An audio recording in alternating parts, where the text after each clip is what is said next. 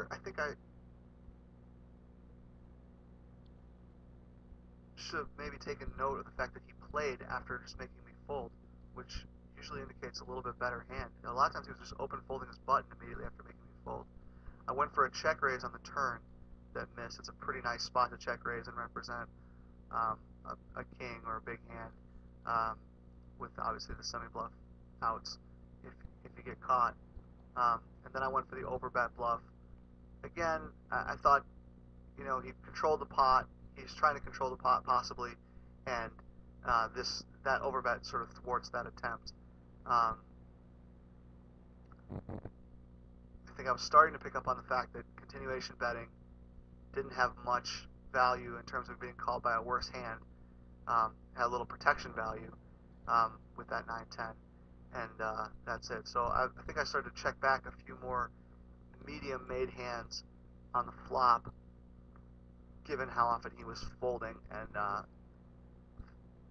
thus I was trying to get some value on later streets.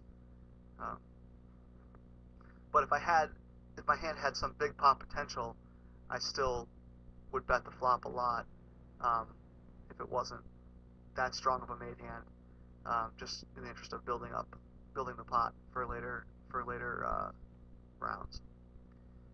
I get called on a dry board. My decision to bet the turn with the ace king, I think is a good one, because I do expect to get floated a fair amount there after I 3-bet and the board comes super dry. If I check and he bets, I don't feel comfortable enough calling, yet I know he'll do that with his floats. I just don't know if there are enough of them for me to call and then face the river bet. So I think betting a second time gets rid of his floats. It's sort of a defensive bet, preemptive bet, I should say. It keeps him from bluffing me out of the pot, but once it's called, he either has a successful double float pulled off against me, or he's just got me beaten, and the fact that he shoved the river, I really don't know either way, although based on this guy's tendencies, it seems likely that he just had me beat. Had a big hand, probably.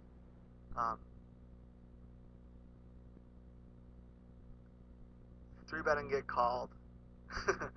Get a great second barrel card, and get shoved on. And I think that things were not going my way in this match. I think this guy had my number initially.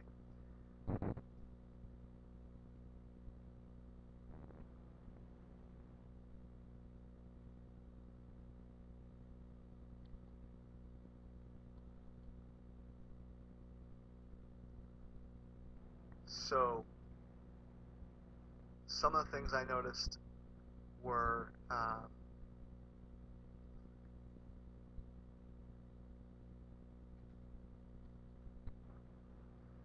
so here coming up we have a couple of odd bets. One I bet $4 on the left hand side on the flop, and then the other one I bet 73 into a $12 pot. What clever move am I getting at with those two bets? Well, that's something I'm perfecting, which is known as the misclick. And anyone can pull off a misclick, but to pull off the dual misclick at each table almost simultaneously is something I've really been trying to polish. And I think I nailed it there. It's pretty much the level of analysis I have for those hands.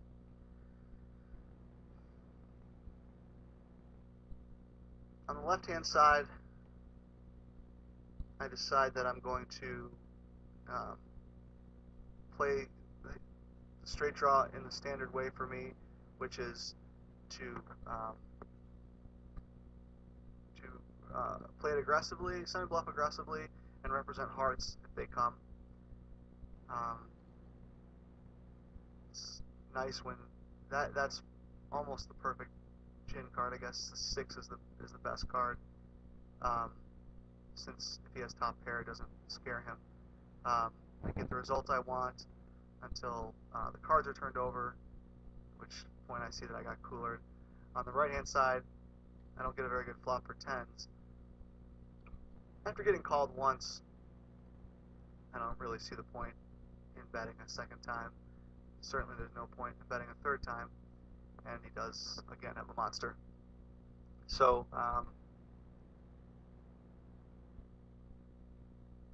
I could have probably uh, hope for a better beginning to this match, but as I said, things do start to even out as we move forward. I think this part though, at this point in the match, just nothing I was trying was working, and even my big hands were getting a little bit handcuffed, like when I flopped the queens and eights. Um, you just got to deal with things like that and wait until a spot presents itself.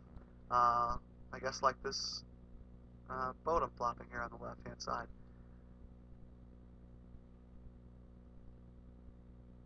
There's a strong case to be made for just jamming it right there when he raises the flop, because a lot of his range that isn't made hands, which we'll obviously call, is draws, which will be priced in to call.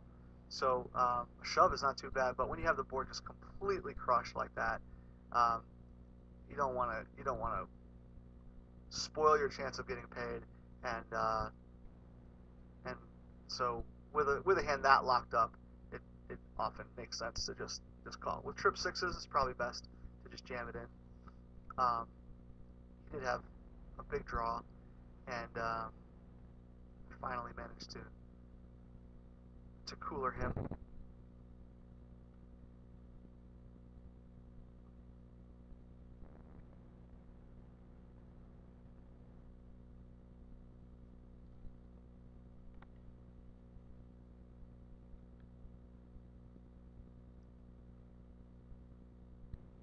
One thing that I haven't really even gotten a chance to see with this opponent is how he deals with adversity. Sometimes you could be playing someone who they seem like they're a completely competent player, and you don't really see where your edge is with them. But I like to stick with them if they're not killing me.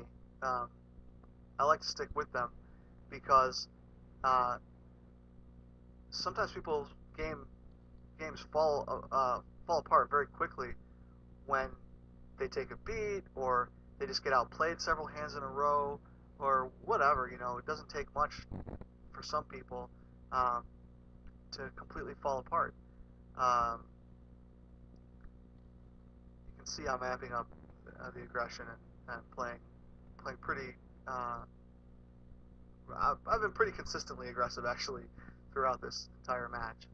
Um, but like I was saying, I haven't had a chance to see how this guy will respond if he gets coolered a few hands in a row, if he loses several stacks in short time frame, because it just hasn't happened to him yet. But and in fact, in this case, I feel confident enough that I could beat this player, regardless of I could beat him when he's on his A game. But even if he was playing well, I might stick around because things can change quickly. No action on the aces again. Probably marginal marginal decision to 3-bet it against this guy. Uh, Although certainly if I was 3-bet by him, I would 4-bet, given that he pretty much shoved every hand that when that happened.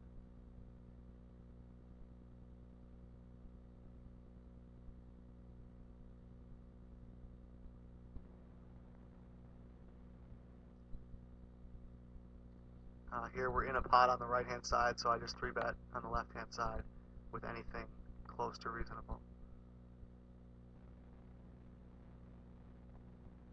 I think less and less often am I making the mistake of failing to continuation bet, where I might just give up certain spots.